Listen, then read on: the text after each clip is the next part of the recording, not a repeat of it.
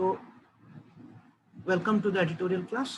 और आज का जो टॉपिक है वो कोविड पर नहीं है।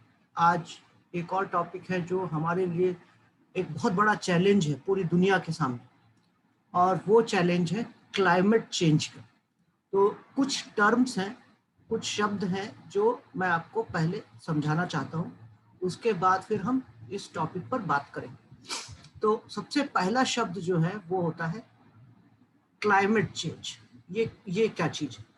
ठीक है, क्लाइमेट चेंज ये एक बहुत बड़ा इशू है, और पिछले 20 साल से 20 नहीं कम ऑलमोस्ट 30 ईयर्स से दुनिया के सारे देश मिलकर कोशिश कर रहे हैं इससे लड़ने की।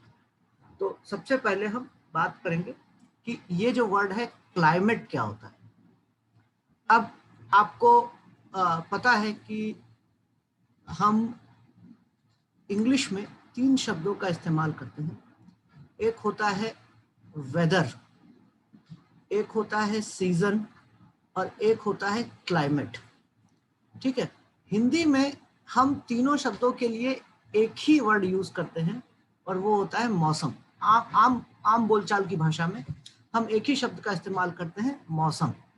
जैसे कि अगर मैं आपसे ये बोलूं कि इस समय कौन सा मौसम चल रहा है भारत में, तो आप बोलेंगे इस समय समर सीजन चल रहा है, इस समय गर्मी का मौसम चल रहा है। ठीक है, आप ये बोलेंगे। फिर अगर मैं बोलूं कि आज का मौसम कैसा है, तो आप बोलेंगे यार आज थोड़ा ज्यादा गर्मी है कल से, या कल से ठंडा मौसम है ना। या अगर बारिश हो रही है तो आप बोलेंगे यार अभी बारिश होने की वजह से मौसम अच्छा हो गया है ना। तो अब जो जो इंग्लिश में जो शब्द है वेदर, जो शब्द है इंग्लिश में, वो डेली का मौसम है कि आज का वेदर कैसा है।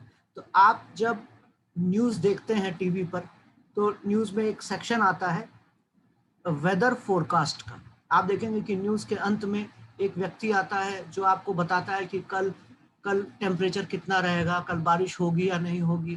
पूरे देश का एक मैप होता है, और फिर वो आपको अलग अलग बताता है। तो वो आपको कल का बता रहा है मौसम। ठीक है, तो आप देखेंगे कि सीजन जो शब्द है, जो जो जो और वेदर जो शब्द है, ये दोनों में अंतर है। वेदर जो होता है वो डेली का मौसम होता है, यानी कि आज का, कल का, परसों का, इसको हम वेदर बोलते हैं। और सीजन जो होता है, वो सीजन हमारे यहाँ 3 सीजन है। गर्मी का सीजन है, बारिश का सीजन है, और विंटर सीजन है ना। तो उसके लिए भी हम मौसम शब्द का इस्तेमाल करते हैं।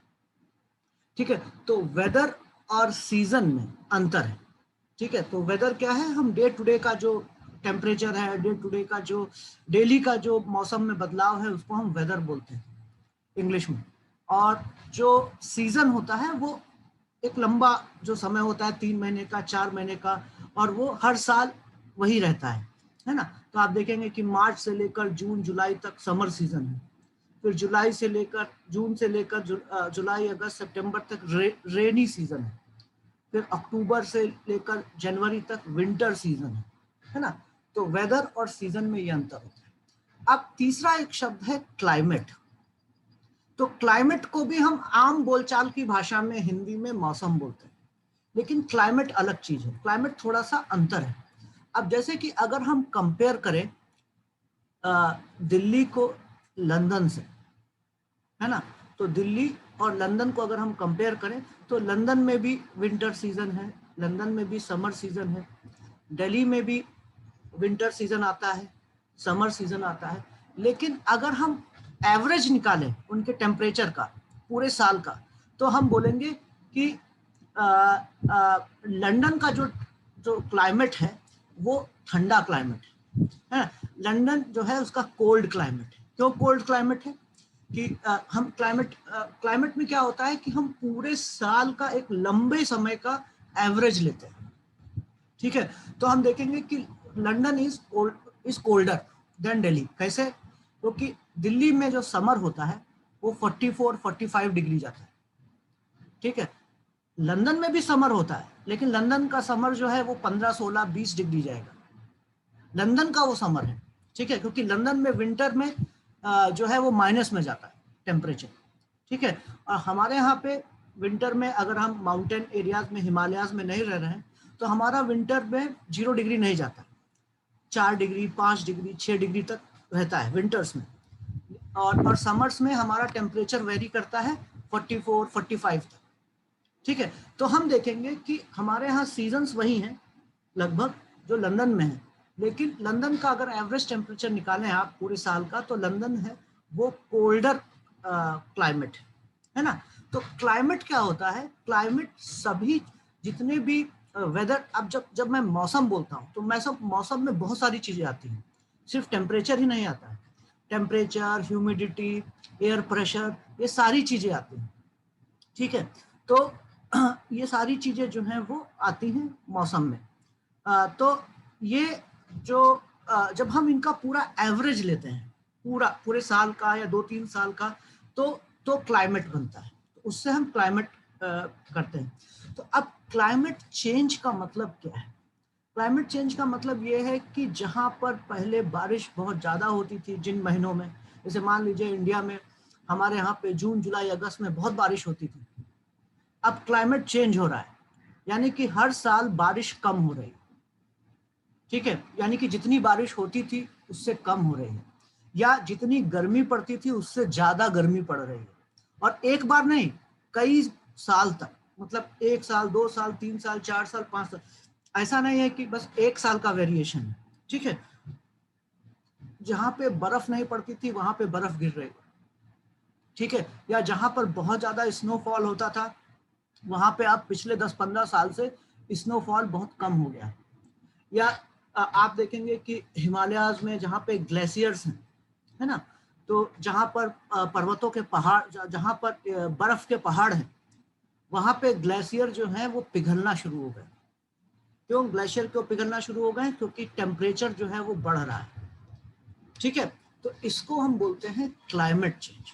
क्लाइमेट चेंज जो होता है वो लॉन्ग टर्म चेंज होता है मौसम में, ठीक है। तो उसको अब जैसे कि आज वेदर में जब चेंज होता है तो डे टू डे चेंज होता है। जैसे कि आज मान लेते हैं कि बहुत गर्मी है, लेकिन कल बादल आ गए, ठीक है, तो कल थोड़ा सा टेम्परेचर कम हो गया, तो ये क्लाइमेट चेंज नहीं है, ये वेदर का वेरिएशन है और ये नॉर्मल है। लेकिन अगर आप देखेंगे कि साल दर साल जून का जो टेम्परेचर जो पहले 42 होता था, मैक्सिमम 42 43 हमारे यहाँ पे, अभी वो 44 45 हो गया है कई सालों से, तो इसको हम बोलेंगे क्लाइमेट चेंज। अब ये क्लाइमेट चेंज जो है वो परमानेंट है, बहुत सारे लोग बोलते हैं कि ये इसको हम चेंज नहीं कर सकते, ठीक है। और क्लाइमेट चेंज की जो वजह है, उसका मेन वजह है हमारा ग्लोबल वार्मिंग। मैं ये टर्म लिख रहा हूं यहाँ पर, ये सारे शब्द आपको ध्यान रखने हैं। ग्लोबल वार्मिंग, ग्लोबल वार्मिंग का मतलब है कि हमारी पृथ्वी का जो एवरेज टेम्परेचर है वो बढ़ रहा है, यानी कि हमारी पृथ्वी जो है वो गर्म हो रही है, हीटअप हो रही है, ठीक है। और हीटअप होने की वजह से क्लाइमेट चेंज हो रहा है। अब ये जो ग्लोबल वार्मिंग, ये जो कंसेप्ट है, इसका मतलब क्या है? इसका मतलब ये है कि हमारी पृथ्वी का जो भी एवरेज टेम्परेचर था वो पिछले कुछ सालों से बढ़ा है, इंक्रीज हुआ है। और उसका मेन रीजन क्या है? उसका मेन रीजन है पोल्यूशन, ठीक है। पोल्यूशन यानी कि प्रदूषण। और ठीक है, अब आप देखेंगे कि अगर मैं आपको बोलूं कि पोल्यूशन क्या होता है, तो पोल्यूशन जो है वो बेसिकली हम जो भी फ्यूल हम इस्तेमाल करते हैं। आप देखिए एक शब्द है यहाँ पर, मैं आ, आ, एक शब्द और लिख रहा हूं मैं, फ्यूल, ठीक है। फ्यूल का मतलब क्या होता है? ईंधन। जैसे कि हम पेट्रोल, डीजल, लकड़ी, कोयला, ठीक है, इनका इस्तेमाल करते हैं एनर्जी को प्रोड्यूस करने के लिए। ऊर्जा का इस्तेमाल करते हैं ना, एनर्जी का। अब जैसे कि गाड़ियों में हमें पेट्रोल और डीजल चाहिए, हमारी इंडस्ट्रीज को कोयला चाहिए होता है, ठीक है। और भी अभी भी गांव में हम जो है बहुत सारे घरों में हम चूल्हा जलाते हैं, अभी भी गैस नहीं पहुंचा है, तो हम चूल्हा जलाते हैं और चूल्हे के लिए हम क्या यूज करते हैं, लकड़ी यूज करते हैं, कंडे यूज करते हैं, कोयले यूज करते हैं। तो ये फ्यूल है और ये जो फ्यूल है ये सब कार्बन कंपाउंड्स हैं, कार्बन से बने हुए हैं। ठीक है, तो ये सब कार्बन कंपाउंड्स हैं। तो चाहे वो पेट्रोल हो, चाहे वो डीजल हो, चाहे ये कोयला हो, ये सब कार्बन कंपाउंड्स हैं। और जब हम इनको जलाते हैं, जब हम इनका इस्तेमाल करते हैं तो कार्बन डाइऑक्साइड निकलती है। कार्बन डाइऑक्साइड के साथ और भी कुछ गैसेस होती है, लेकिन मेन कार्बन डाइऑक्साइड होता है। ठीक है, तो जिसको हम, आप सबको पता होगा, हम जिसको CO2 बोलते हैं, कार्बन डाइऑक्साइड। अब अगर आप बाइक पर जा रहे हैं, तो आप बाइक चला रहे हैं तो आप देखते हैं कि उसके से धुआं निकलता है, उसका जो एग्जॉस्ट पाइप है वहां से धुआं निकलता है। आप अगर इंडस्ट्री में जा रहे हैं तो इंडस्ट्री में आप देखेंगे कि बड़े बड़े चिमनियां लगी होती हैं और चिमनी से धुआं निकल रहा होता है। ठीक है, तो ये जो हम फ्यूल यूज करते हैं, इससे चूंकि ये कार्बन के कंपाउंड्स होते हैं और ये जब हम इनको जलाते हैं, जब हम इनका इस्तेमाल करते हैं, तो कार्बन डाइऑक्साइड जो है वो बहुत बड़ी मात्रा में एटमॉस्फेयर में जाती है।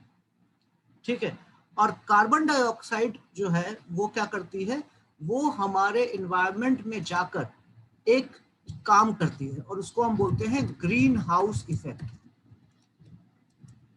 Green house effect. ठीक है, तो जब CO2 जब पहुंच जाता है एटमॉस्फेयर में, तो वो एक मिनट, ये मैं इसको फिर से लिख देता हूँ, वो छुप गया पीछे। तो वो कार्बन डाइऑक्साइड क्या करता है, ग्रीन हाउस इफेक्ट पैदा करता है। ठीक है, अब ये ग्रीन हाउस इफेक्ट क्या होता है, आपको पता है कि हमारी जो पृथ्वी है उसके चारों तरफ एटमॉस्फेयर है। हाँ, ठीक है, चारों तरफ जो है हमारी पृथ्वी जो है वो चारों तरफ से एयर से एनवेलप्ड है। ठीक है, एयर से घिरी हुई है। और एक मिनट, ठीक है, चारों तरफ जो है वो एयर है हमारी पृथ्वी के चारों तरफ, इसको हम एटमॉस्फेयर बोलते हैं।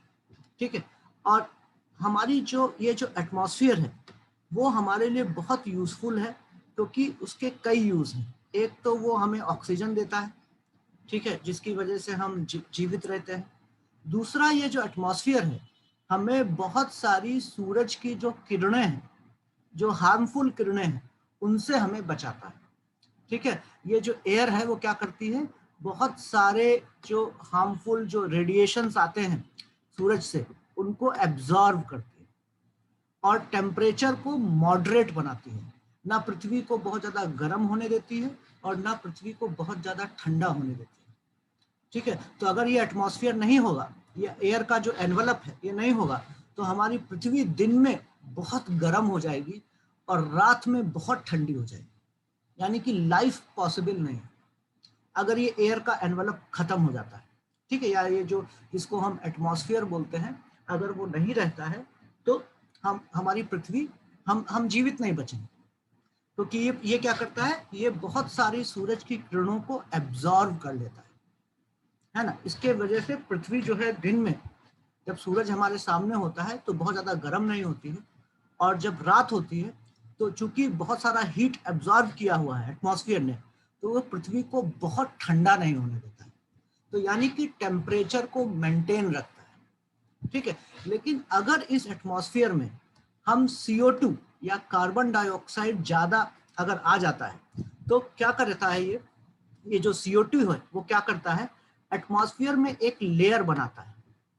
ठीक है, एक CO2 जो है उसकी एक लेयर रहती है एटमॉस्फेयर में, है ना। और सूरज की किरणें जो पृथ्वी से टकराती हैं और बहुत सारी जो सूरज सनरेज हैं उनको हमारी पृथ्वी जो है वो एब्जॉर्व कर लेती है। इसीलिए जब आप दोपहर में अगर आप नंगे पैर जमीन पर चलें तो आप नहीं चल पाएंगे, क्योंकि आप जो जमीन है वो आपको आपके पैर को जलाएगी, है ना। आपको आपको आपको जलन महसूस होगी। क्यों? क्योंकि बहुत सारा जो हीट है वो हमारी पृथ्वी एब्जॉर्व कर लेती है, लेकिन बहुत सारी रेडिएशन को हमारी पृथ्वी जो है वो रिफ्लेक्ट करती है। रिफ्लेक्ट करने का मतलब है वापस स्पेस में भेजती है, यानी कि सूरज की किरणें अगर आ रही हैं तो कुछ पृथ्वी एब्जॉर्ब करती है और कुछ जो है वो वापस रिफ्लेक्ट कर देती है, वापस भेज देती है। ठीक है, अब ये जो किरणें जो वापस जा रही हैं, इनको कार्बन डाइऑक्साइड अपने में एब्जॉर्ब करता है।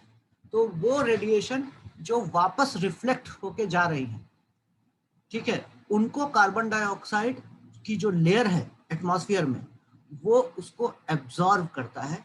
इसको हम ग्रीन हाउस इफेक्ट बोलते हैं। ठीक है, तो ये टर्म आप लिख लीजिए, इसको अच्छे से पढ़िए, क्योंकि क्लाइमेट चेंज और ग्लोबल वार्मिंग में ये जो शब्द है ग्रीन हाउस इफेक्ट, ये बार बार यूज होगा।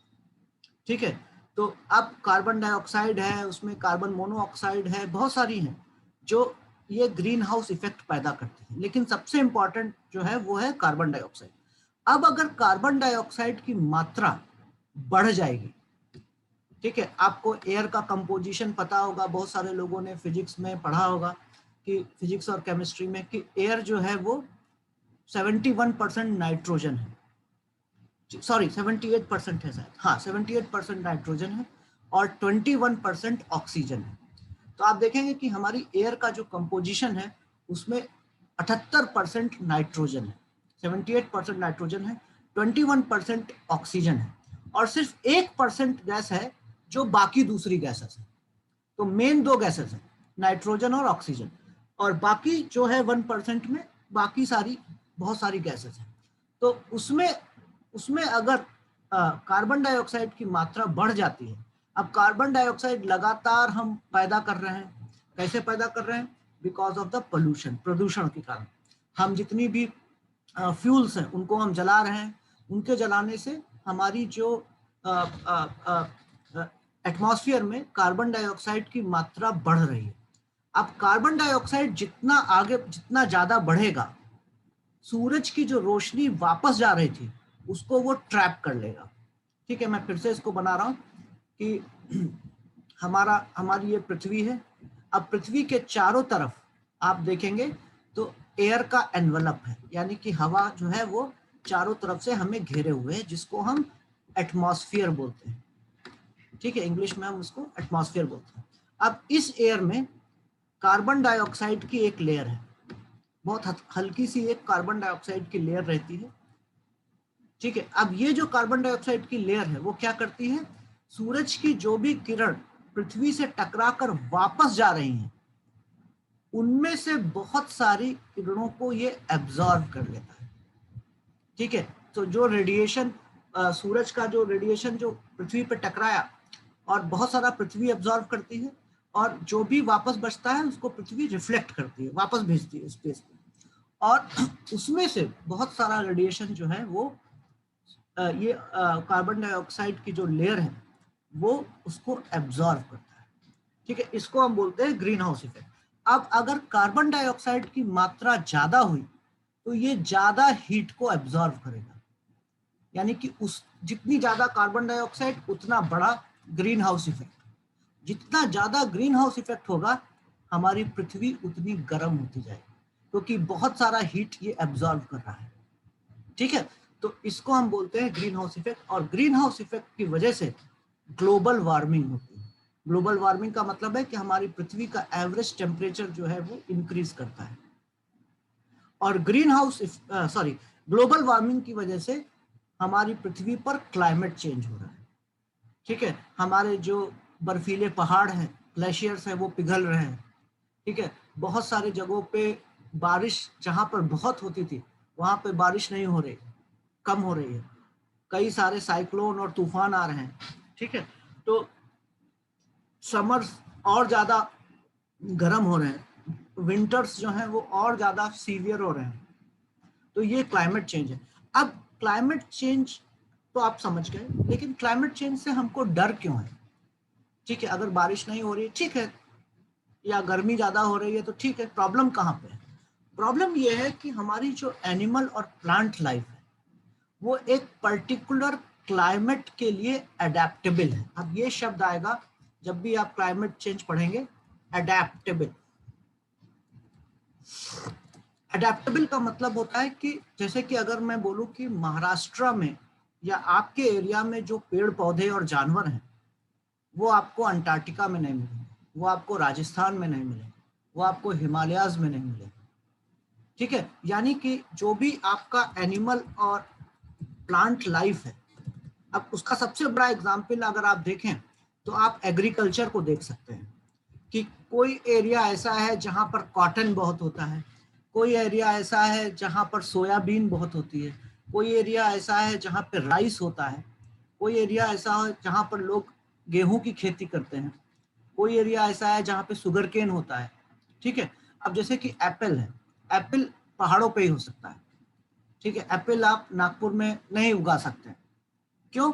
क्योंकि नागपुर का जो क्लाइमेट है वो डिफरेंट है हिमालय के क्लाइमेट से। राजस्थान का जो क्लाइमेट है वो डिफरेंट है असम के क्लाइमेट से। तो जो उस एरिया का जो एनिमल और प्लांट लाइफ होता है वो एडेप्टेबल होता है उस पर्टिकुलर क्लाइमेट के। यानी कि अगर वो क्लाइमेट चेंज होता है तो वहां का एनिमल और प्लांट लाइफ खतरे में आ जाएगा, क्योंकि उसको आदत नहीं है। ठीक है, जैसे कि मान लीजिए अगर हम नागपुर में रह रहे हैं, नागपुर में बहुत ज्यादा ठंड पड़ने लगे। ठीक है, मान लेते हैं कि क्लाइमेट चेंज हो गया और बहुत ज्यादा कोल्ड पड़ने लगा, या या सूखा पड़ने लगा, या बहुत ज्यादा बारिश होने लगी, तो हमारा एग्रीकल्चर और हमारा जो प्लांट लाइफ है, एनिमल लाइफ है, वो डिस्ट्रॉय हो जाएगा और सबसे बड़ा प्रभाव एग्रीकल्चर पे पड़ेगा। ठीक है, तो क्लाइमेट चेंज इसलिए बहुत हानिकारक है हमारे लिए, क्योंकि हमारी जो एनिमल और प्लांट लाइफ है वो एक पर्टिकुलर क्लाइमेट के प्रति उसको आदत है और वो उसी में जीवित रह सकता है। अगर मौसम में बहुत बदलाव हुआ तो हमारा एनिमल और प्लांट लाइफ, हमारा एग्रीकल्चर, ये सब खतरे में आ जाएगा। ठीक है, और दूसरा सबसे बड़ा खतरा क्या है कि अगर क्लाइमेट चेंज होता है और ग्लोबल वार्मिंग होती है तो हमारे समुद्र का जो लेवल है वो बढ़ जाएगा, क्योंकि ग्लेशियर जो है, जो जितने भी अंटार्कटिका या हिमालयाज में जो भी ग्लेशियर्स हैं, जो जो स्नो है ना, आप देखेंगे कि बहुत बड़ा हिस्सा पृथ्वी का वो स्नो कैप्ड है, यानी कि बर्फीला है। और अगर ग्लोबल वार्मिंग होती है और टेम्परेचर राइज होता है तो वो ग्लेशियर पिघलना शुरू हो जाएंगे, और पिघलने के बाद वो ग्लेशियर का पानी कहाँ जाएगा? समुद्र में जाएगा, और समुद्र का जो लेवल है, वाटर लेवल, वो बढ़ जाएगा। और अगर समुद्र का वाटर लेवल थोड़ा भी बढ़ा तो जितना भी कोस्टल एरियाज हैं, बॉम्बे, चेन्नई, और जितने भी आइलैंड्स हैं, अंडमान, लक्षद्वीप, ये सब डूब जाएंगे। ठीक है, तो ये दो बहुत बड़े खतरे हैं। ठीक है, ये क्लाइमेट चेंज से। अब इसको रोका कैसे जा सकता है? इसको रोकने के लिए 1992 में एक बहुत बड़ी कॉन्फ्रेंस हुई थी जिसका नाम था अर्थ समिट।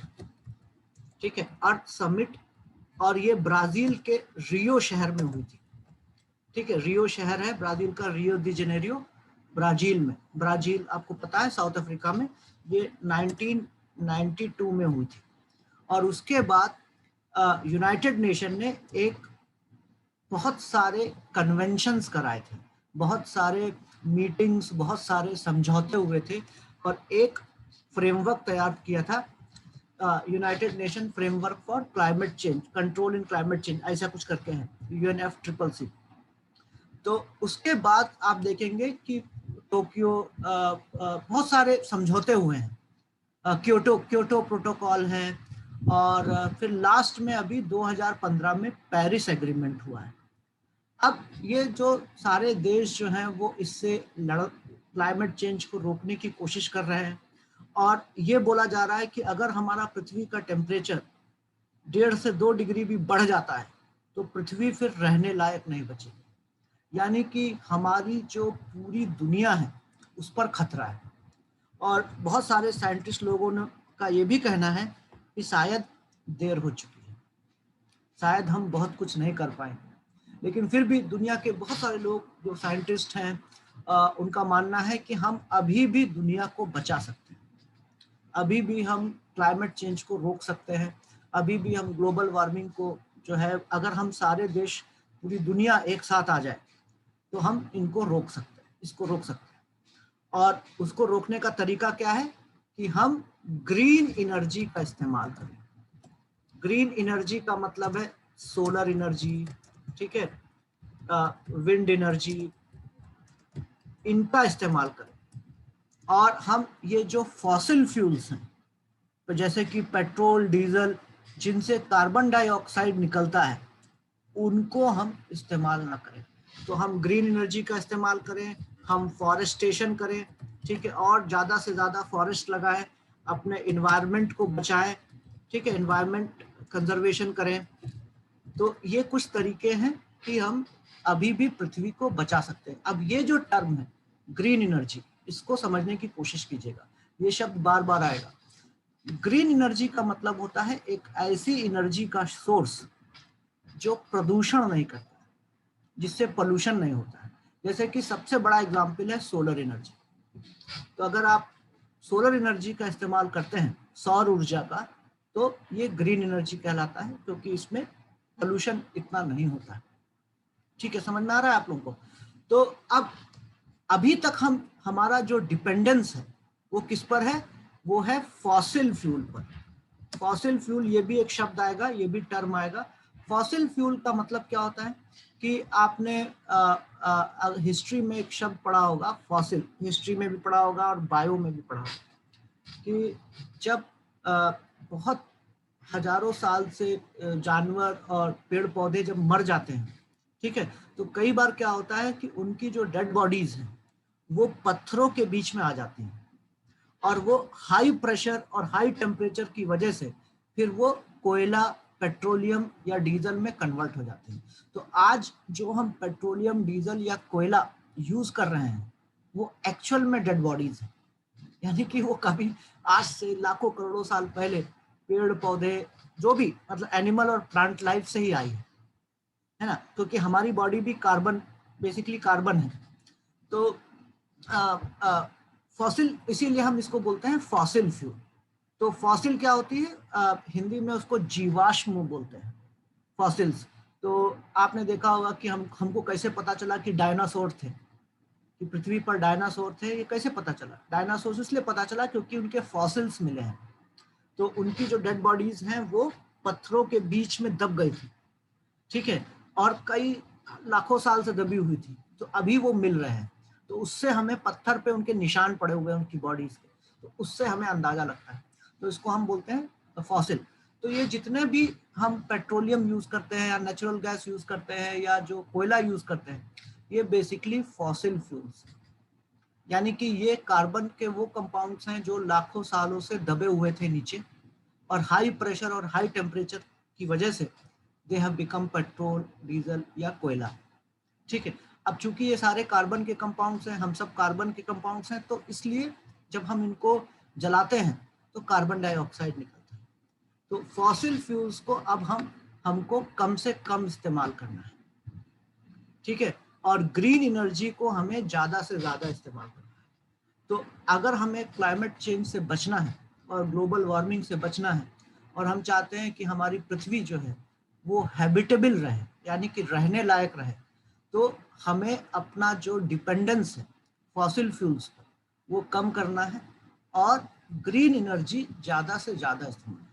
तो इसको लेकर दुनिया में सारे देश एक दूसरे के साथ समझौते कर रहे हैं, क्योंकि ये लड़ाई बहुत कठिन है अकेले लड़ना। ठीक है, अब आप देखेंगे कि हमारे पास, हम गाड़ी चलाते हैं तो हमारे पास और कोई ऑप्शन नहीं है, ठीक है, हमें इंडस्ट्री, क्योंकि हमारी पॉपुलेशन बहुत ज़्यादा है, तो हमें कपड़े चाहिए, खाना चाहिए, तो हमें इंडस्ट्रीज तो खोलनी ही पड़ेंगी। बिना इंडस्ट्रीज के, बिना फैक्ट्रीज के हम नहीं रह सकते। ठीक है, हमें रोड बनाना है, हमें घर बनाने हैं, ठीक है, हमें लोगों के लिए हॉस्पिटल बनाने हैं, स्कूल खोलने हैं, तो इन सब में हमें फ्यूल्स की जरूरत पड़ती ही पड़ती है। तो एक तरफ हमारा डेवलपमेंट है और दूसरी तरफ हमारा एनवायरनमेंट है। अब ये चॉइस हमें है, क्या हमें, हमारे लिए इम्पोर्टेंट है। तो दुनिया के जो बहुत सारे गरीब देश हैं, जो विकासशील देश है, डेवलपिंग कंट्रीज हैं, उनका ये कहना है कि हमारे पास इतने पैसे नहीं है कि हम फॉसिल फ्यूल की जगह ग्रीन एनर्जी का इस्तेमाल करें।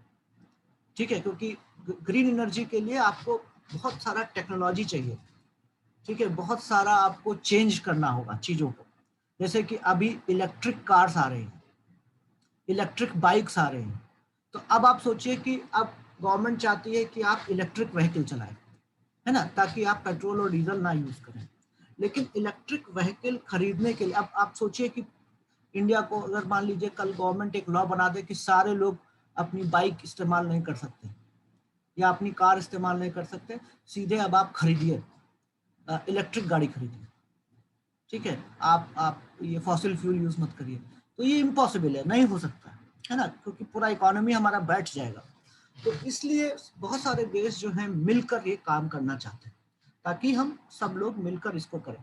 तो ये जो है ये इसका पूरा एक बैकग्राउंड है। क्लाइमेट चेंज एक बहुत इंपॉर्टेंट टॉपिक है और क्लाइमेट चेंज पे हमने वीडियोस भी हैं हमारे, अगर आप जनरल नॉलेज के उसमें जाएंगे तो आपको वीडियो मिल जाएगा क्लाइमेट चेंज।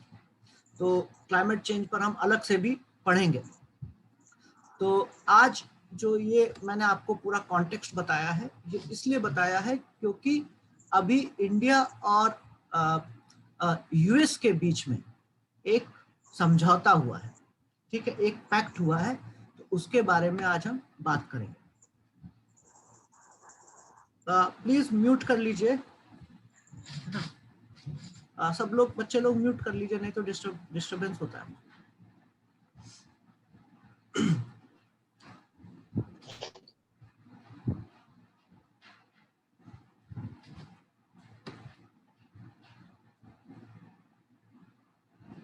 ठीक है, आप सबको मेरा स्लाइड दिख रहा है?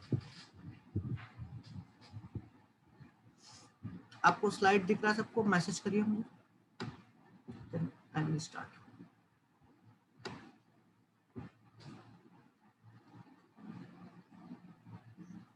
ठीक है, ठीक है, ठीक है, ओके। फुल नहीं आ रहा है, ठीक है, मैं अभी अभी उसको फुल कर।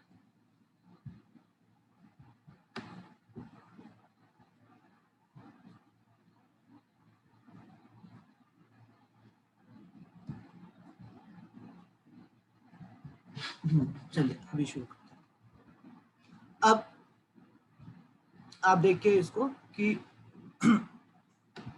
जो मैंने आपको बताया था कि यूएस इंडिया का क्लाइमेट पैक्ट हुआ है, ठीक है। तो क्लाइमेट पैक्ट, पैक्ट का भी मतलब होता है समझौता, है ना।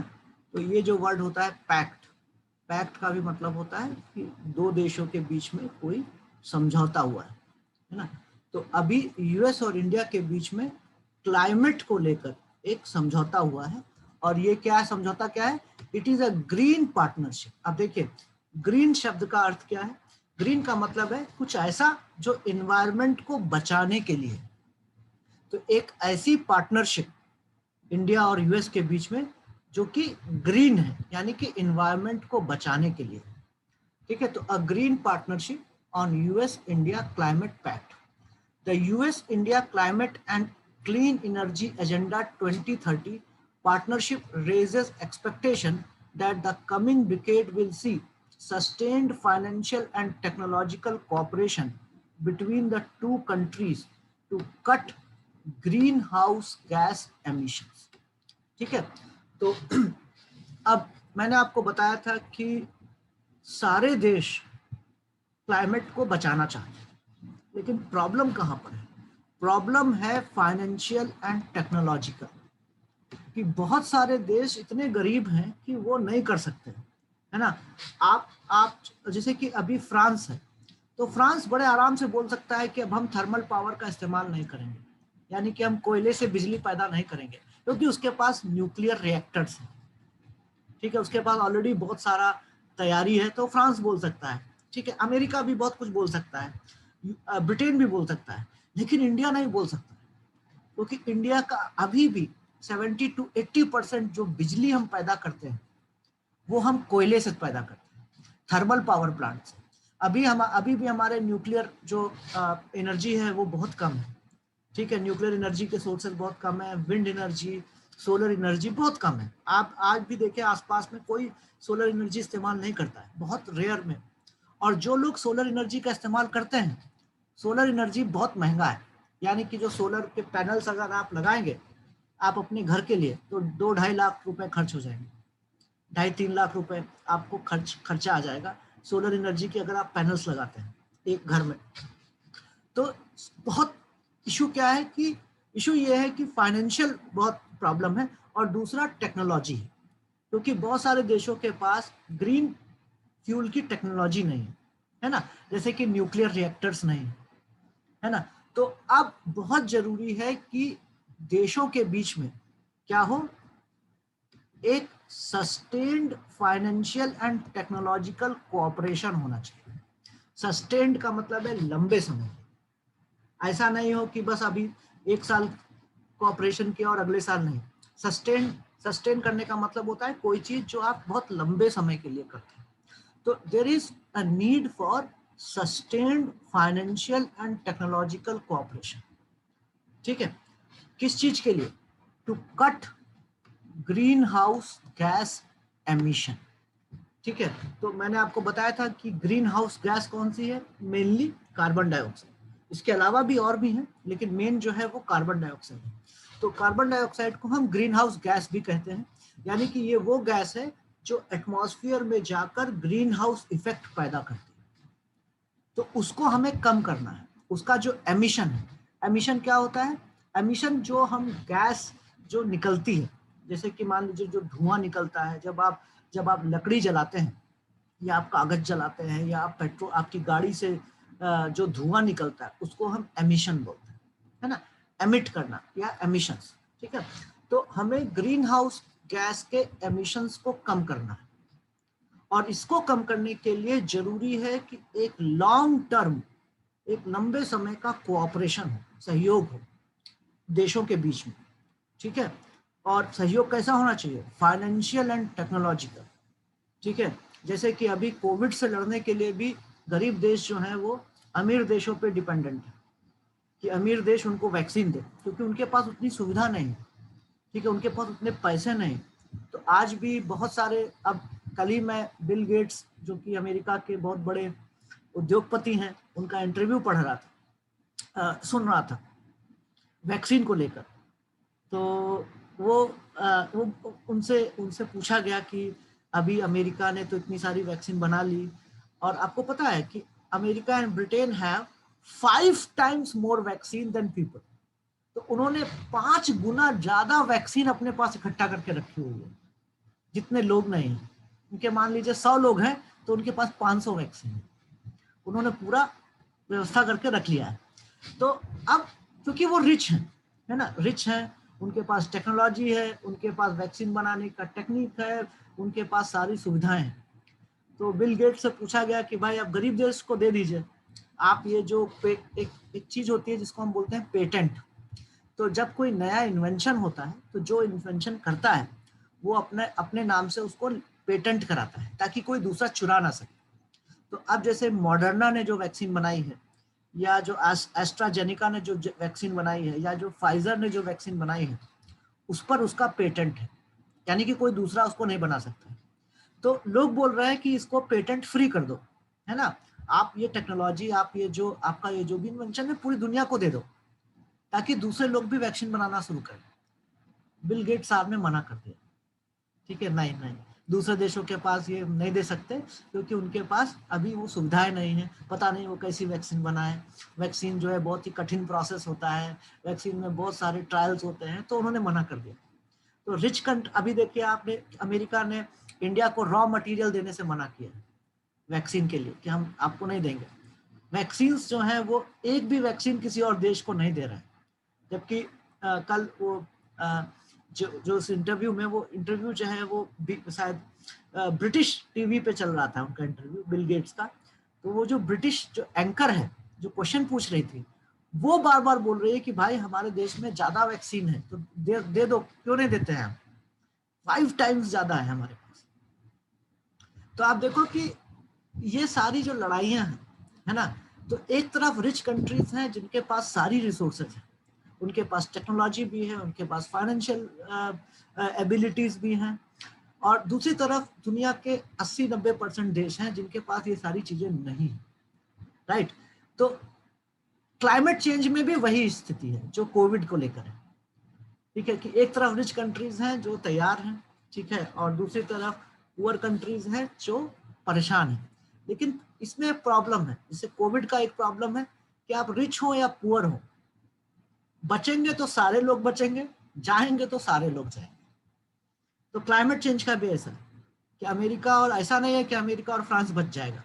तो अगर इंडिया नहीं कुछ करता है, अपनी ग्रीन हाउस गैसेस के एमिशन को कट नहीं करता है, इंडिया हुआ, चाइना हुआ, ब्राजील हुआ, ये जो बड़े बड़े देश हैं, ठीक है, अगर ये अपने ग्रीन हाउस के इमिशन को कम नहीं करते हैं तो अमेरिका भी नहीं बचेगा, क्योंकि वो तो क्लाइमेट चेंज तो ग्लोबल है, वो थोड़ी ना बाउंड्री देखता है कि ये अमेरिका की बाउंड्री है, यहाँ पे हम कुछ नहीं करेंगे।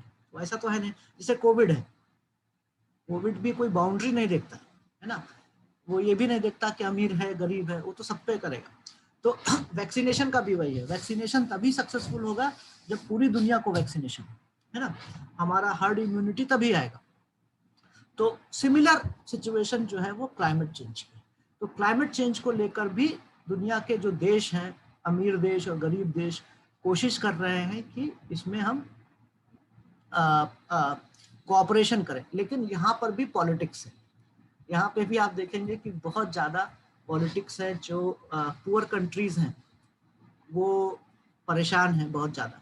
तो अभी आप देखेंगे कि इंडिया और यूएस के बीच में, इन दोनों देशों के बीच में एक पैक्ट हुआ है, एक पार्टनरशिप है, और उसका नाम क्या रखा है, the US India climate and clean energy agenda 2030।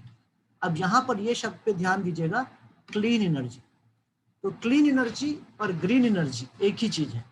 Clean energy का भी मतलब होता है ऐसी एनर्जी का सोर्स जो प्रदूषण नहीं फैलाता है ना, जैसे कि सोलर एनर्जी। तो क्लीन एनर्जी, तो यूएस और इंडिया के बीच में climate and clean energy agenda 2030, इसका ये पार्टनरशिप हुआ है, ठीक है। और इससे लोगों में ये एक्सपेक्टेशन बढ़ गया है। एक्सपेक्टेशन मतलब अब हमें आशा है, हमारा एक्सपेक्टेशन है कि जो आने वाला डिकेड है, यानी कि जो आने वाला समय है या आने वाले जो 10 साल हैं, इन 10 सालों में इन दोनों देशों के बीच में एक अच्छी साझेदारी हो। तो ये जो पैक्ट हुआ है उससे हमें ये आशा हो रही है, इट रेजेस एक्सपेक्टेशन, यानी कि हमारी जो आशा है वो बढ़ गई है कि जो आने वाले 10 साल हैं, जो कमिंग डिकेड में, it will see sustained financial and technological cooperation between the two countries. तो इन दोनों देशों के बीच में एक लंबी और अच्छी साझेदारी होगी, एक कोऑपरेशन होगा, सहयोग करेंगे। किस चीज के लिए? To cut greenhouse gas emission.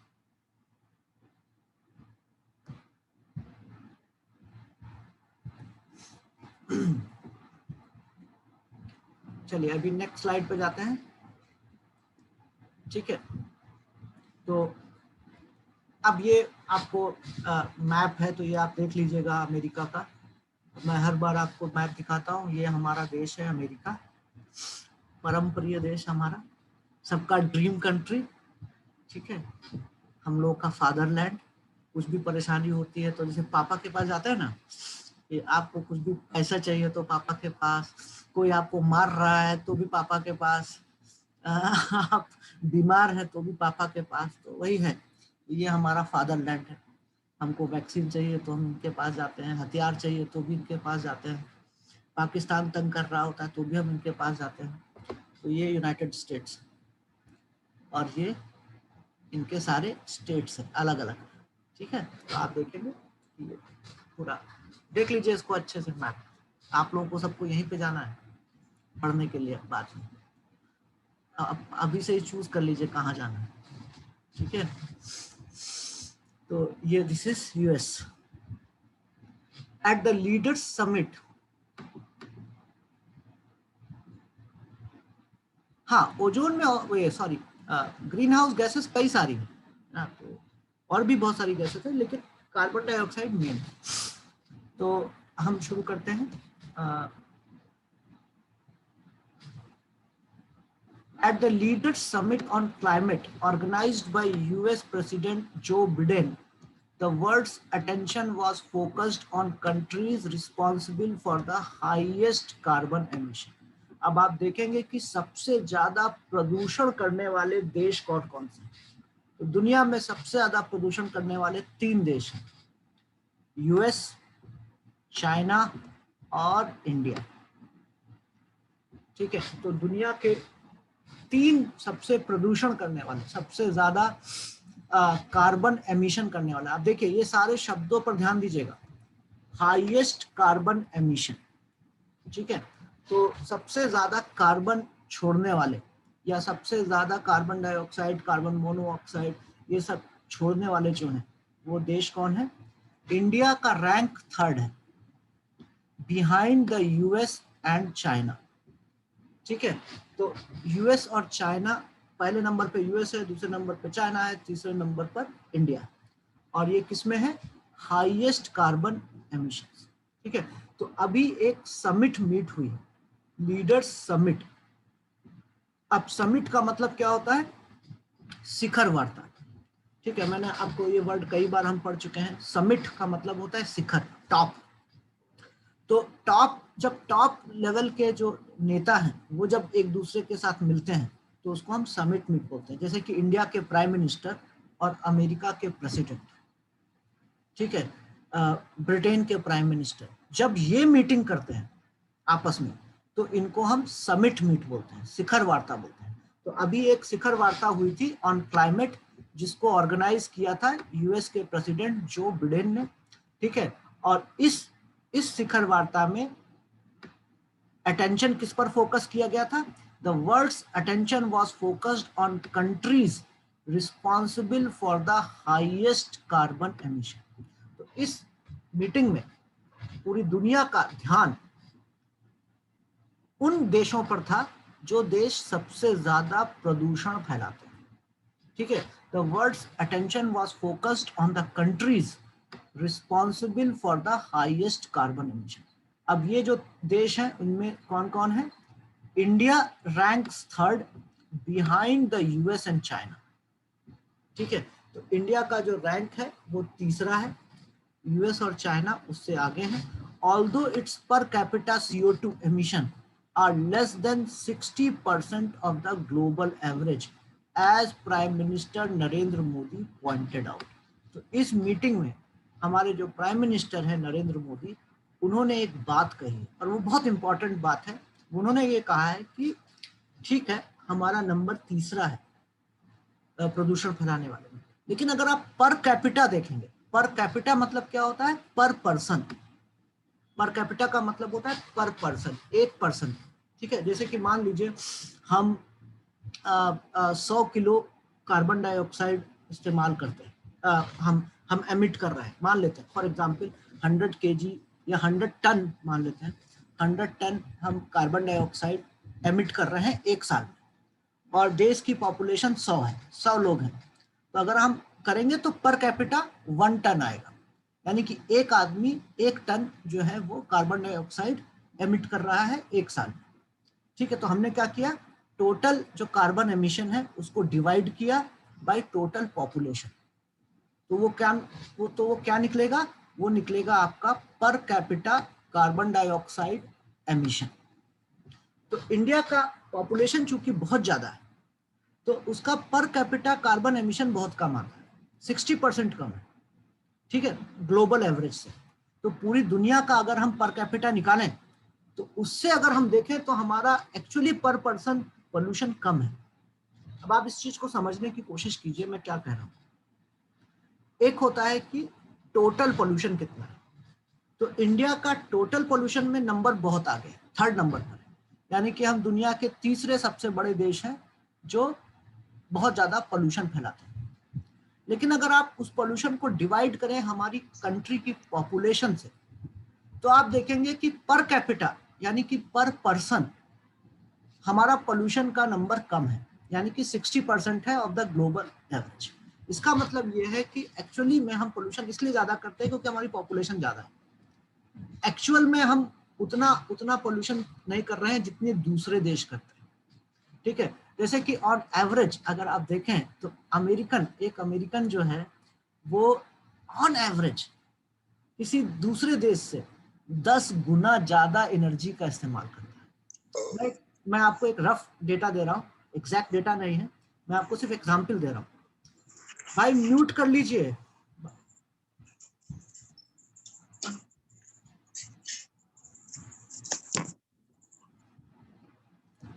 Please mute रखिए, डिस्टरबेंस होता है, नहीं तो फिर मेरे को म्यूट करना पड़ेगा आपको।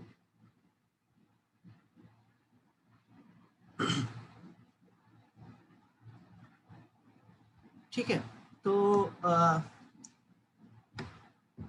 एक मिनट, फिर क्या होता है, मैं डिस्टर्ब हो जाता हूँ। म्यूट करिए आप। बहुत मेहनत लगती है पढ़ाने में आपको ऑनलाइन। प्लीज म्यूट रखिए, मैं भूल जाता हूँ फिर मैं कहा।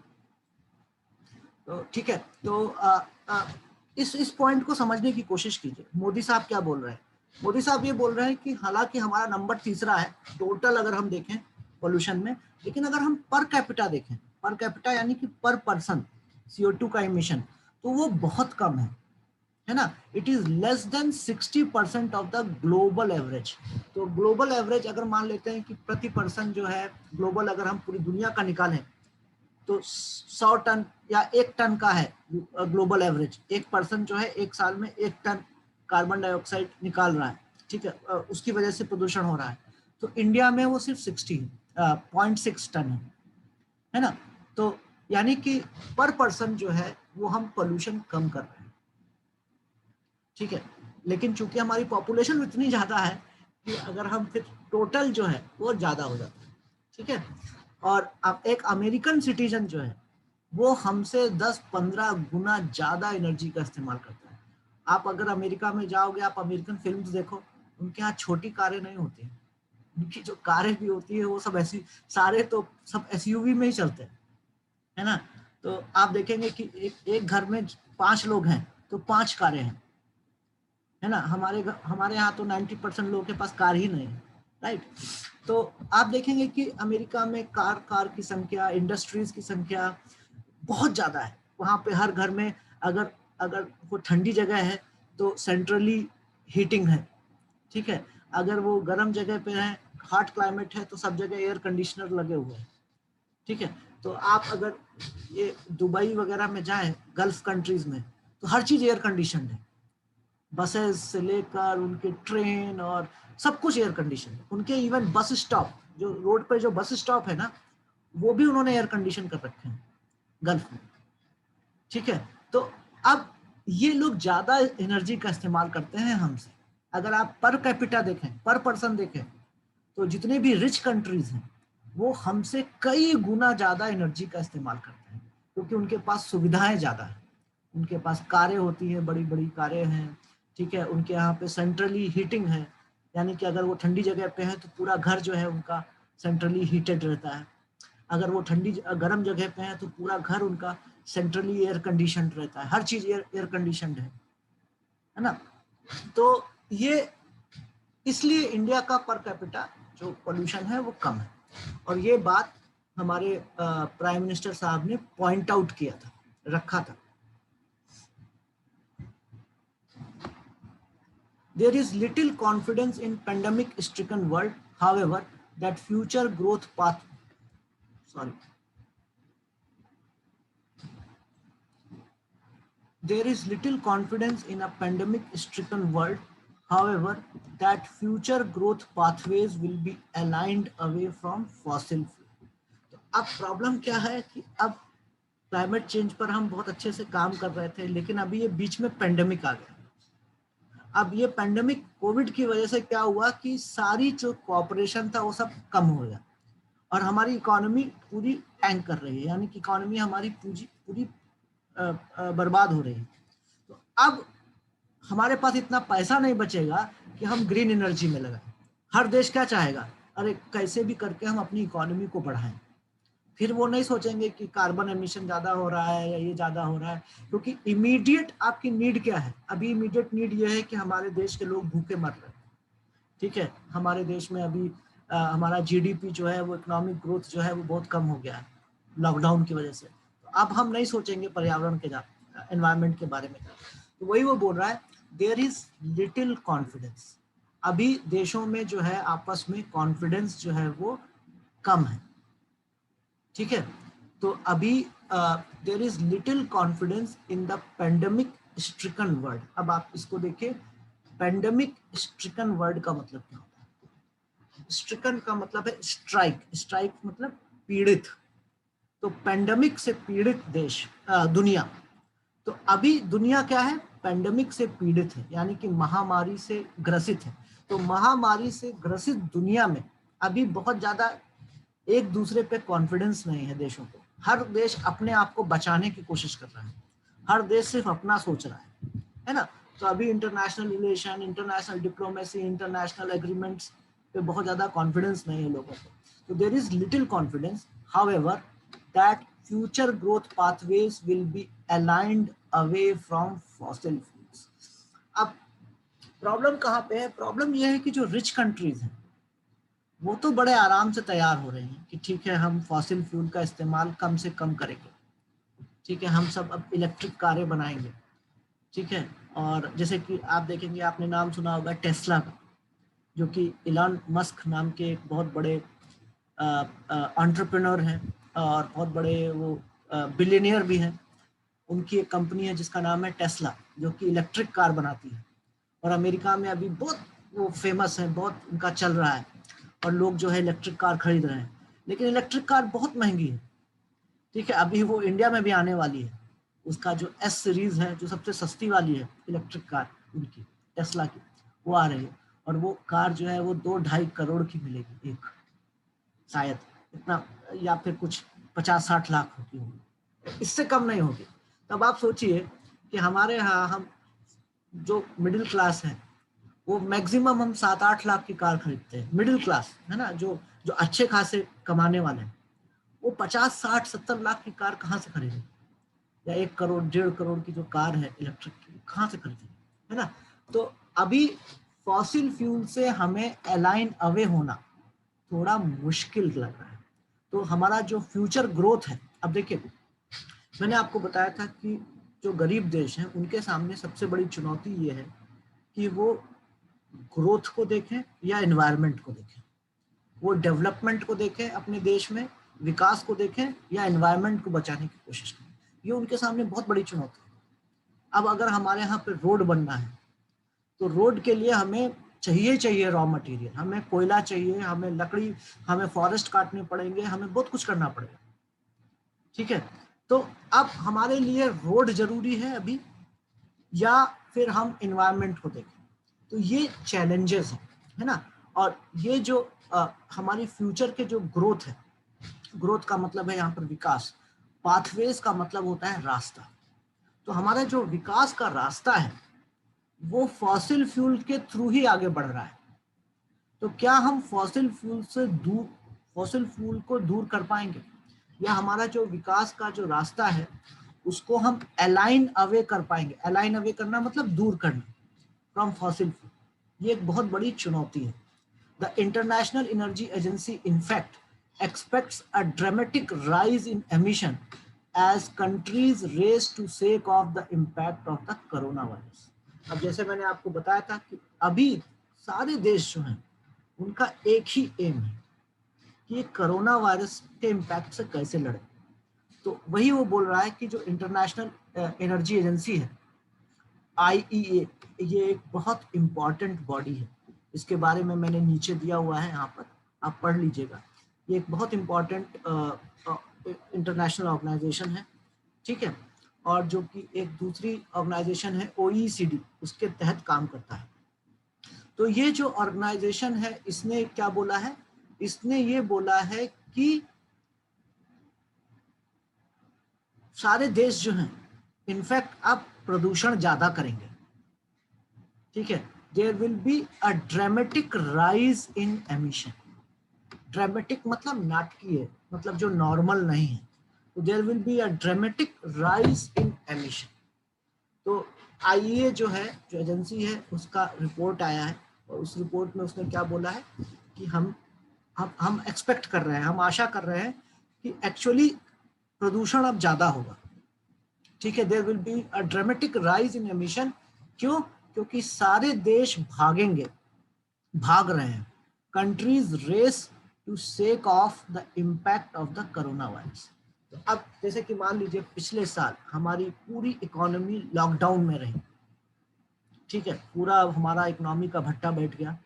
तो अब जब लॉकडाउन खुलेगा या खुला है, तो अब ज्यादा लोग स्पीड में काम करेंगे, इंडस्ट्रीज ज्यादा काम करेंगी क्योंकि उनका बहुत नुकसान हो चुका है, ठीक है। तो अब वो बहुत ज्यादा अपना प्रोडक्शन बढ़ाने की कोशिश करेंगी, ठीक है, हमारा इकोनॉमी का ग्रोथ और ज्यादा हो, जीडीपी आगे बढ़े, लोगों के रोजगार खत्म ना हो, है ना। तो इसको हम बोलते हैं to shake off the impact of corona virus.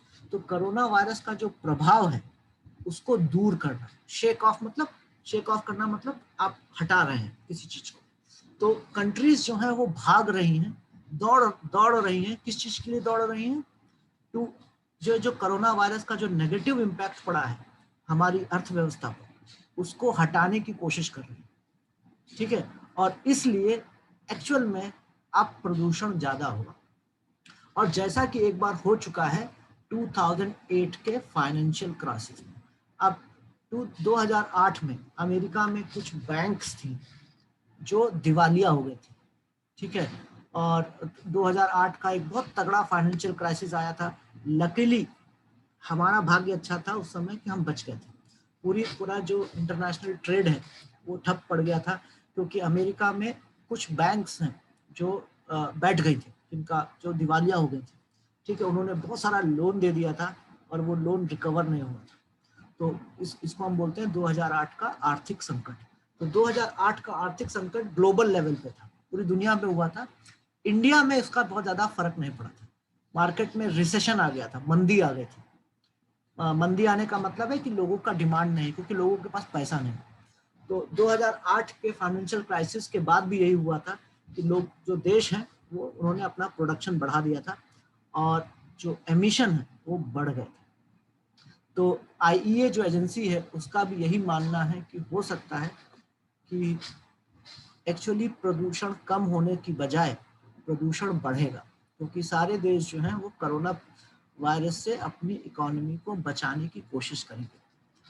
Yet the years to 2030, as President Biden put it, are part of a decisive decade, and action to scale up funding and innovation can help all countries move closer to keep global warming well below 2 degrees centigrade or even 1.5 degree centigrade as the Paris agreement envisage।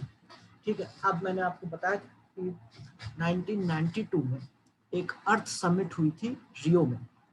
उसके बाद United nation के under में सारे देशों ने समझौते किए थे, ठीक है। और कई समझौते हुए हैं, क्योटो प्रोटोकॉल, मॉन्ट्रियल प्रोटोकॉल, बहुत सारे समझौते हुए। उनमें से लास्ट जो था 2015 का पेरिस एग्रीमेंट, ये बहुत इंपॉर्टेंट था। अब देखिए, पेरिस एग्रीमेंट किसके अंडर में किया गया है? United nation framework convention on climate change, UNFCCC। अब ये जो शब्द है, ये आप इसको याद रखिएगा, UNFCCC, ये बहुत आएगा। United nation framework convention on climate change. तो यूनाइटेड नेशन ने एक फ्रेमवर्क तैयार किया है, ठीक है, समझौतों का, कि सारे देश मिलकर इससे लड़ेंगे। और उस फ्रेमवर्क के अंदर बहुत सारे छोटे छोटे समझौते हुए, जिनमें एक समझौता था पेरिस एग्रीमेंट, ठीक है, 2015 का। और पेरिस एग्रीमेंट में हमने क्या क्या किया था? सभी देशों ने एक कमिटमेंट किया था कि वो अपना अपना प्रदूषण कम करेंगे, वो अपना अपना एमिशन जो है, कार्बन एमिशन कम करेंगे अपनी स्वेच्छा से, वॉलंटरी, है ना, कोई प्रेशर नहीं। आप अपने आप बता दो कि आप 10 साल में, 15 साल में, 20 साल में, 25 साल में कितना करने वाले, ठीक है। तो ये पेरिस एग्रीमेंट हुआ था। और ये भी हुआ था कि जो अमीर देश हैं वो गरीब देशों को पैसा देंगे, उनको फाइनेंशियल और टेक्निकल सपोर्ट देंगे। तो पेरिस एग्रीमेंट इसलिए बहुत इंपॉर्टेंट हो जाता है। तो अब ये हमारे जो प्रेसिडेंट हैं अमेरिका के, प्रेसिडेंट बिडेन, ठीक है, वो क्या बोल रहे हैं? वो ये बोल रहे हैं कि ईयर्स टू 2030, यानी कि 2030 तक का जो समय है, अभी 2021 चल रहा है, तो 2021 और 2030 के बीच के जो ये साल हैं, ईयर्स टू 2030, ईयर्स टू 2030 मतलब बीच का समय। तो अभी 2021 चल रहा है और 2030, तो ये जो बीच के साल हैं, ठीक है, ये बहुत इंपॉर्टेंट डिकेड है, डिसाइसिव डिकेड है पृथ्वी को बचाने की। डिसाइसिव का मतलब होता है something which is very important.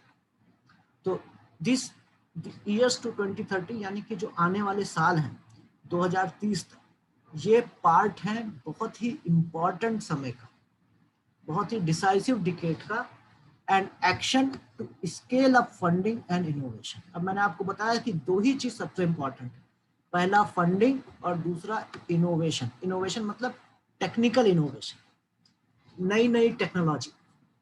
तो अगर हमें पृथ्वी को बचाना है क्लाइमेट चेंज से, तो फंडिंग और इनोवेशन ये दो बहुत इंपॉर्टेंट चीज, ठीक है। तो हमें फंड बनाना होगा, ग्रीन फंड बना भी है, बहुत सारे देश, रिच कंट्रीज पैसा दे रहे हैं।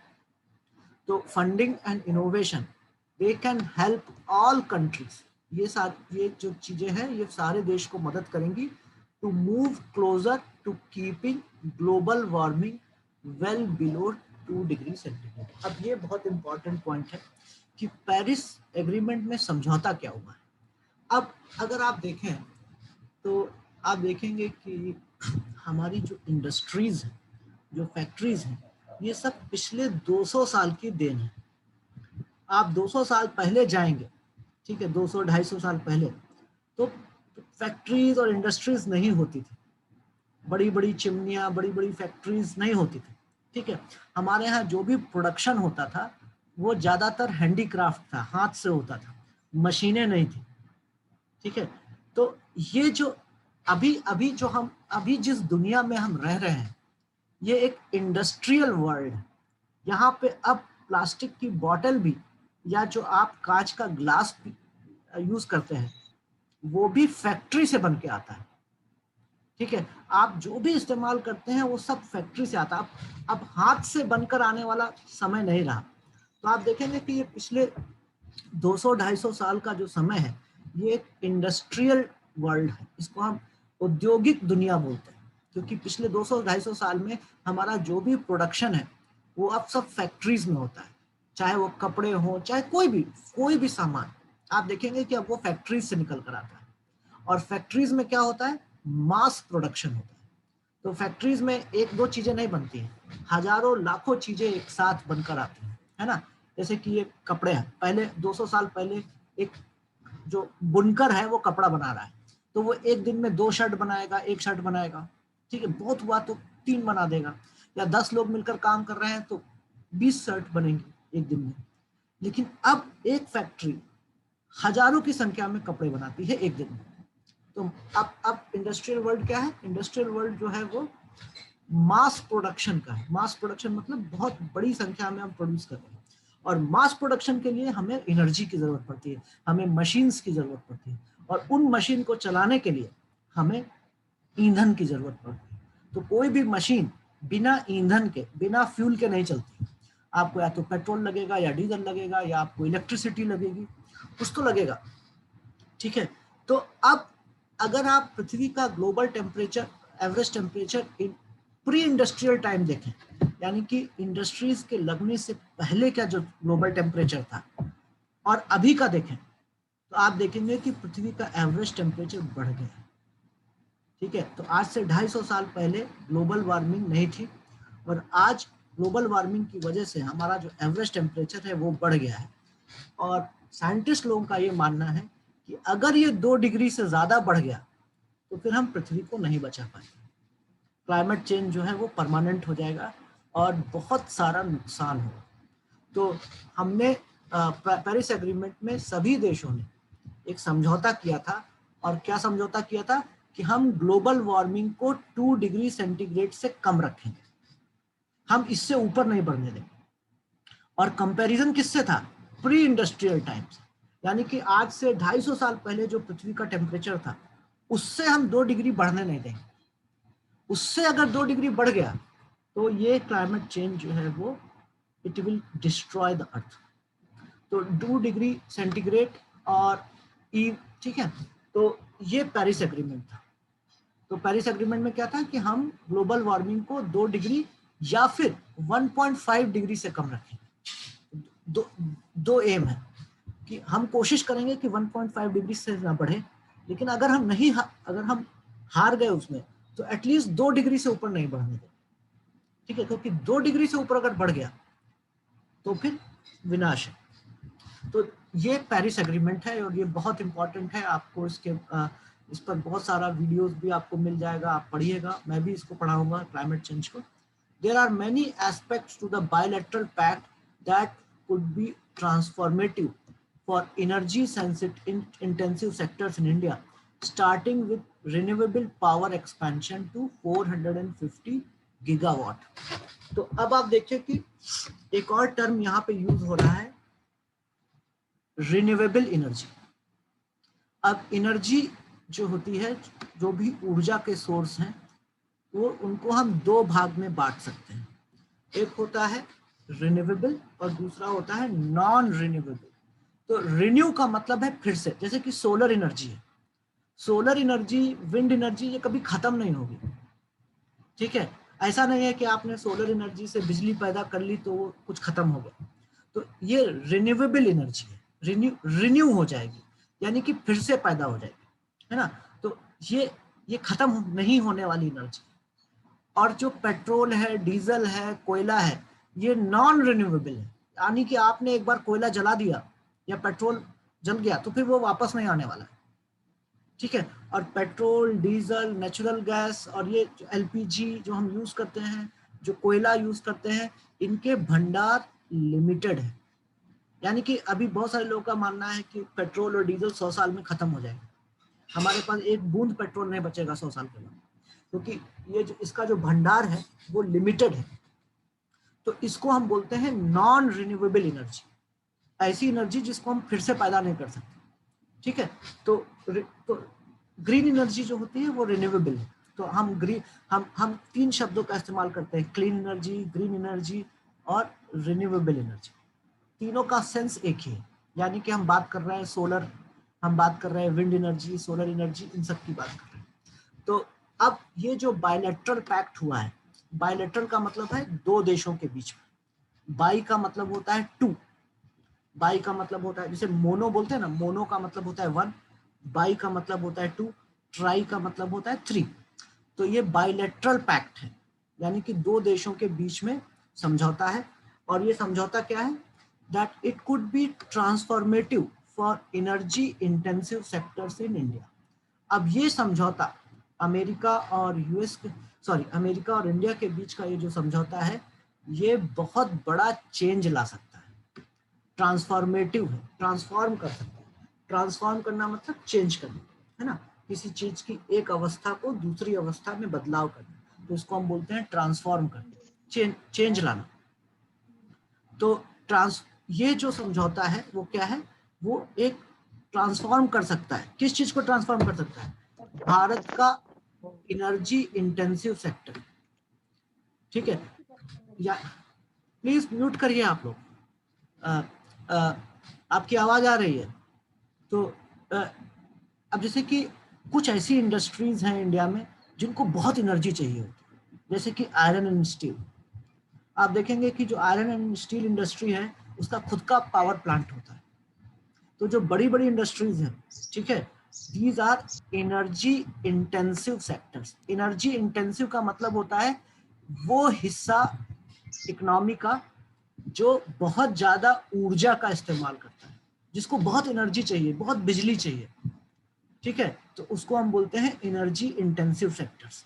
तो कुछ ऐसे इंडस्ट्री के सेक्टर्स होते हैं जिसमें बहुत एनर्जी चाहिए होती है, तो उनको बदलाव ला सकता है, ठीक है। कैसे बदलाव ला सकता है, ताकि हम क्या कर सकते हैं, हमारा जो रिन्यूएबल पावर है उसको हम एक्सपैंड कर सकते हैं टू 450 गीगावाट। आपको पता है वॉट जो है वो यूनिट होती है पावर की। तो जैसे कि आप बिजली का बल्ब लेते जाते हैं तो कितने वॉट का है, तो ये यूनिट होता है, नापने की यूनिट होती है। तो अभी इंडिया जो है वो अपनी रिन्यूएबल एनर्जी को एक्सपैंड करना चाहता है, और वो एक्सपैंड कितना करना चाहता है, टू 450 गीगावाट, ठीक है। तो रिन्यूएबल एनर्जी पावर मतलब सोलर एनर्जी वगैरह, तो ये जो पैक्ट है वो इंडिया को मदद करेगा। ये बोलना चाहता है कि ये इंडिया के जो एनर्जी इंटेंसिव सेक्टर्स हैं, जहां पर हम बहुत ज्यादा कोयला या बिजली का इस्तेमाल करते हैं, उनको मदद कर सकता है।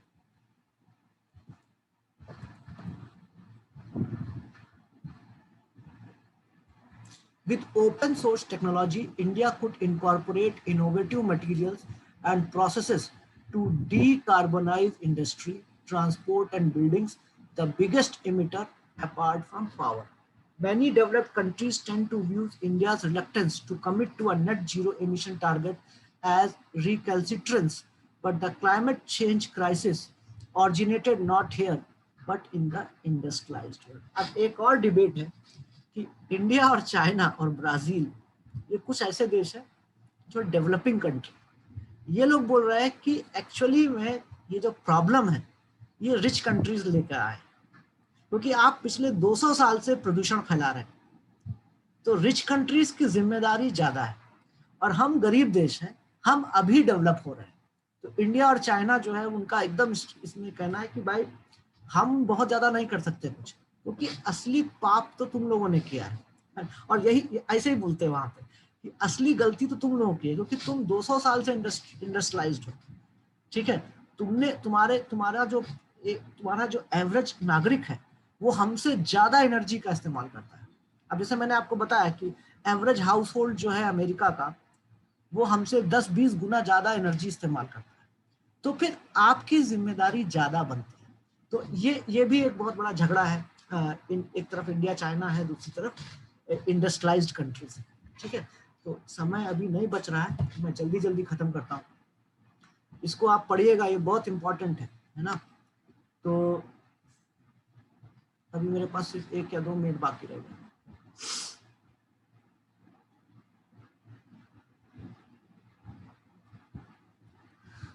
विद ओपन सोर्स टेक्नोलॉजीज, अब देखिए ओपन सोर्स टेक्नोलॉजी क्या है, मैंने आपको बताया था अभी पेटेंट के बारे में। तो जब कोई इन्वेंशन करता है, कोई भी कंपनी या कोई भी व्यक्ति, तो वो अपने नाम से पेटेंट लेता है। अगर आप पेटेंट हो गया तो अब आप उसका इस्तेमाल नहीं कर सकते हैं बिना उसकी परमिशन के, ठीक है। इसका ठीक उल्टा होता है open source technology. Open source में क्या होता है, कोई पेटेंट नहीं, कोई चाहे उस टेक्नोलॉजी का इस्तेमाल कर सकता है। तो जो डेवलपिंग कंट्रीज हैं वो कहते हैं कि भाई आप ये ओपन सोर्स करो, है ना, क्योंकि वो खरीदना नहीं चाहते आपसे, उतना पैसा नहीं है। तो ओपन सोर्स टेक्नोलॉजी का मतलब क्या होता है कि कोई भी उस टेक्नोलॉजी का इस्तेमाल कर सकता है, ठीक है, वो ओपन है। जैसे कि आप अगर कंप्यूटर लैपटॉप लेते हैं तो आपको विंडो इंस्टॉल करना पड़ेगा। अब विंडो जो है वो माइक्रोसॉफ्ट का है, अब आप विंडो खरीदते हैं तो आपको खरीदना पड़ेगा, ठीक है।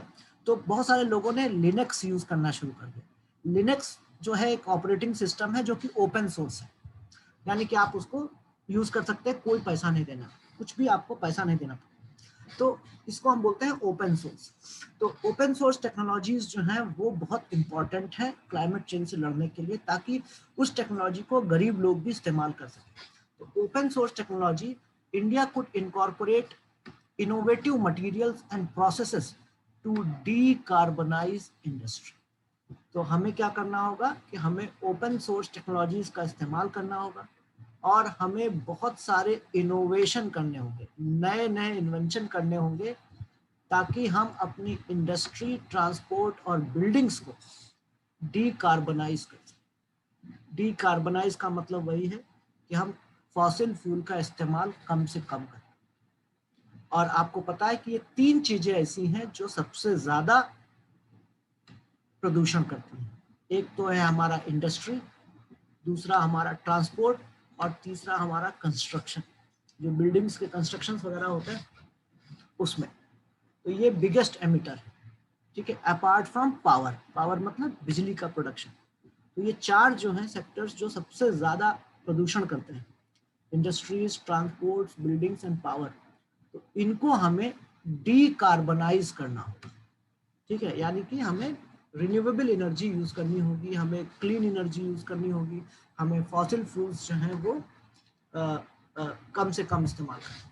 ठीक है, आज इतना ही, क्योंकि 11:30 हो गया, अभी आपका दूसरा क्लास शुरू होगा, ठीक है। इसको पढ़ लीजिएगा। ये क्लाइमेट चेंज एक्चुअली बहुत रेगुलर टॉपिक था, कोविड अगर नहीं होता तो मैं आपको हर तीसरे चौथे दिन क्लाइमेट चेंज के बारे में पढ़ाता, क्योंकि ये दुनिया के सामने सबसे बड़ा चैलेंज था उस समय।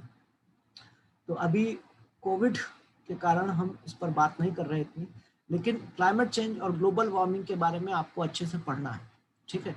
ये बहुत ही इम्पोर्टेंट है और सिर्फ एग्जाम के लिए नहीं पढ़ना है या सिर्फ नंबर्स के लिए नहीं पढ़ना है, आपको ये भी देखना है कि हमारा भी रोल है, ठीक है। ऐसा नहीं है कि सिर्फ गवर्नमेंट की जिम्मेदारी है क्लाइमेट से लड़ने की, हमारी भी बहुत सारी जिम्मेदारी है और तभी हम बचा पाएंगे। तो मुझे तो बहुत ज़्यादा फ्यूचर अच्छा नहीं दिखता है दुनिया का, तो इसलिए मैं बोलता ज़्यादा पढ़ाई वढ़ाई मत करिए, थोड़ा मस्ती वस्ती करिए। पृथ्वी बहुत ज़्यादा मुझे तो अभी कोविड आ गया, कोविड के बाद कुछ और आएगा, फिर ग्लोबल वार्मिंग हो जाएगी, पृथ्वी खत्म होने वाली, ठीक है। तो अच्छे से सोइए, खेलिए कूदिए, फिल्में देखिए और थोड़ा बहुत पढ़िए, ज़्यादा मत, नॉलेज के लिए पढ़िए। चलिए, बाय बाय, अभी के लिए इतना काफी।